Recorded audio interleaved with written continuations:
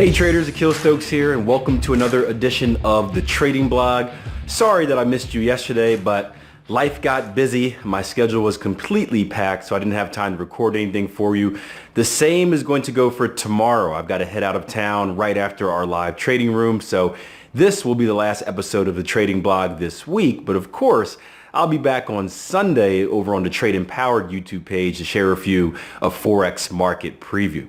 Now, it's been a pretty mellow week for trading. I've only had about 3 trades this week. I had the short on Aussie Canada that I showed you guys in the Forex market preview on Sunday. We had an advanced pattern formation, also a short on Pound Aussie in our live trading room. I think 2 days ago. It was a very small trade, made about 8 pips on that. And we had a long entry on New Zealand dollar today. It was a trend continuation opportunity to the upside. Not the best opportunity in the world, but we were able to get involved in a way that gave us a very good risk reward. So it was certainly something that was worth taking. Not going to hurt us too much if it loses, and could have pretty substantial benefits to the upside if it does go on to rally. So that's sitting around, I think, a little bit below break even, thinking about -5 or something right now. So it's still in progress. We'll see what happens with it. But what I want to share with you today is a conversation we had on our live room. Because trading hasn't been as active, we have been doing analysis, but because the actual trading hasn't been as active, we've had a lot of time to discuss other issues, and some may say the more important issues in trading. And today I had a chance to share my story a little bit with our group and kind of explain to them the path that I took to find success and really what it took for me to become a good trader, to turn myself into a good trader. And the answer is probably a little bit more simple than you'd think. So check out the live footage. Again, I won't be here tomorrow because I've got to head out of town, but I will see you guys Sunday with the Forex market preview. And remember, I'm still nominated for Forex Trainer of the Year. There's a link directly under this video on the YouTube page. So do me a favor, click that button, go over there and give me a vote. Apparently you can vote once per day. You can vote once per browser. So if you do, I guess, Google Chrome or Internet Explorer or even your cell phone, you can vote once per day per browser is what I'm being told. So do it. Voting ends in a few days. It ends February 1st. So we got to get as many as we can in right now. I'm tied for first. They're nearly in second. So let's show some support and help get me to the top. That way we have bragging rights for the year. I don't know. Anyway, enjoy the footage, and I'll see you guys this weekend. So, again, the question was, Akil, how are you able to identify a pattern with just one Fibonacci ratio? I know you see them in your dreams, but maybe it's where the legs end and you potentially see one. And understand, trading is a skill. We're not born with a trading gene,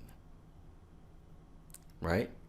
Some of us are born smarter than others. Some of us are born less smarter than the others. That, to an extent, that plays a role. But trading is a skill, just like basketball or soccer, right?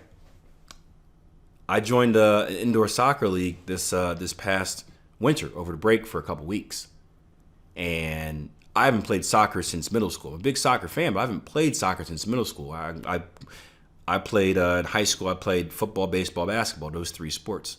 So I'm horrible. So what I would do is I would practice with my kid. Now my kid's 2 years old, so he can't really do anything back, but I would take target practice kicking a soccer ball at him. Now, before you arrest me, it was one of those soft soccer balls, not a real soccer ball. But I'd eye him up from like across the house and let one rip at him. He liked it. He'd get popped in the head and laugh. But the point is, the more I did that, the more I worked on my skill, and I got better and better. Same thing like when he would kick the ball at me, and I would trap it, right? Get rid of my little lead foot. And I got better at it because I practiced it every day. I kicked my kid with a soccer ball every day, right? Trading is the same way. Trading is the same way. Most people fail just because they don't work at it. Most people fail because they don't practice. Most people they come in and they do enough to look at their strategy, and then they come in and look for trading opportunities. Most day traders will say, hey, I trade for 3 hours a day. That's all. They don't spend time practicing. One of the first things I do with our 12-week transformation members is I tell them this, right? people will get upset because I say, hey, when you go through the course is broken into modules, right? And I say you should spend at least 1 week on each module.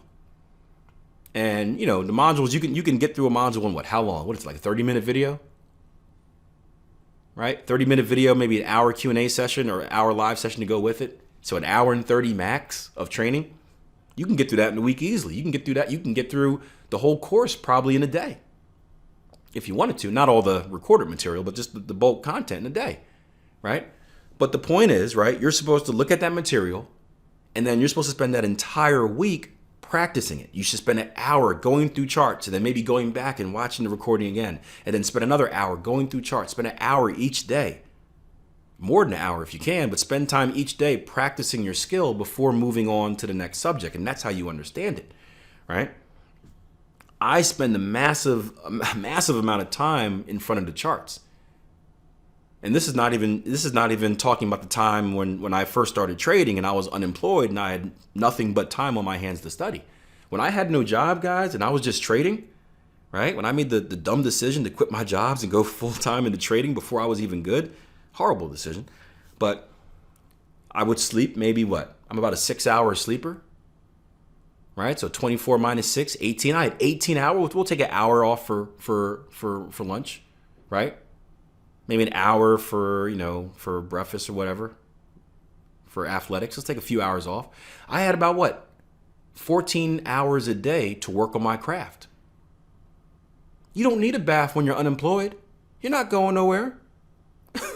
You ain't got no money. You got no one to impress. You don't need no bath. The ladies don't like you when you don't have a job. There's no one to impress, right? They're deflected away from you anyway. They can smell failure, right?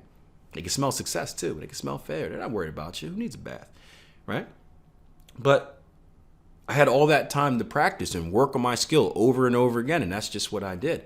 Now I don't have that same time now to work on my skill, which is, you know, a regret of mine, but it comes with the territory. But think about the time right now, just I'll give you a quick routine. This is just analysis, right? Let's take some time, right? So let's say I spend an hour doing top-down analysis in the morning. It probably doesn't take me that long anymore. Let's say 30 minutes, right? So I get 30 minutes of top-down in the morning, right? We spend what? 3 hours in the live room. Let's call it 2.5 hours after our breaks, right? 2.5 hours doing analysis in the live room. Let's say I spend 30 minutes doing review. Let's say I do 30 minutes for, let's not even count a syndicate video. Let's say I do 30 minutes of just another top down at night, right? That's going to equal what? 2, 3, 4 hours a day? 4 hours a day. Now let's say we do this. We have our live room, 4 hours a day, say 5 times a week, because we have a Q&A session. Let's just put it in that, right? So 20 hours a week, right?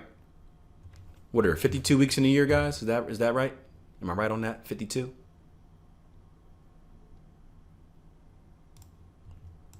I'm not the smartest person out there. 52 in a week, in a year, right? That's going to be 1,040 hours.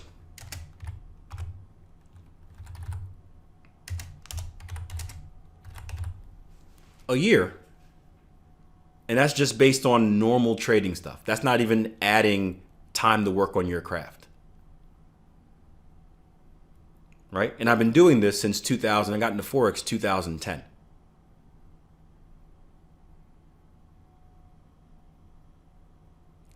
Right? So over 10,000 hours in the market. And trust me, when I was learning, you would double this. I probably spent 25,000 hours in the market, maybe more. So eventually, if you work on something, I'm a believer, if you work on something hard enough and you work on it the right way, that's very important because, you know, practice doesn't make perfect. Perfect practice makes perfect. If you work on something the right way and you work on something hard enough, you'll get better at it. right? Am I wrong? You'll get better at it. How can you not? So that's one of the reasons my RAS, reticular activating system, my identification is so good, is just because I worked on it a lot. So it's easy for me to spot certain things. Now, it's easy for me to spot things that matter to me.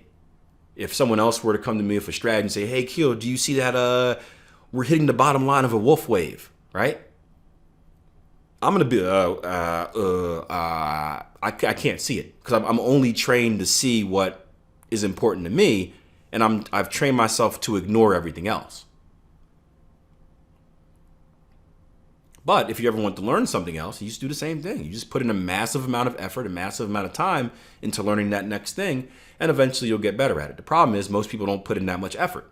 Most people think for some reason it's a pick up and play type game where you can just, hey, I'm just going to load up a chart and I'll be good. You don't want to put any effort into learning. And those people, like many others, fail. They fail, they lose money, and they find the next thing because they're not willing to put in the work. This goes back to the Xbox guy, one of the stories you guys love the best. And I respect this guy because he was honest. The guy said, do you mean if I backtest, I won't have time to play Xbox at night? I said, probably yes. And he said, well, you know what? I'm not interested in backtesting then.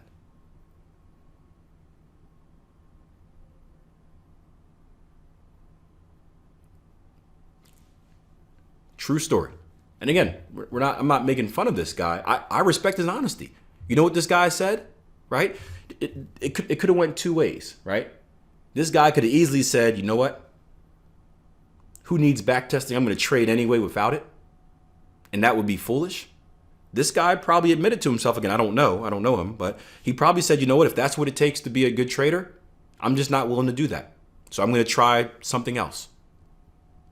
And that's good because everyone's not built to be a good trader. Everyone's not cut out to sacrifice or not willing to sacrifice what it takes to be a successful trader. And if you're not willing to sacrifice that, it's okay.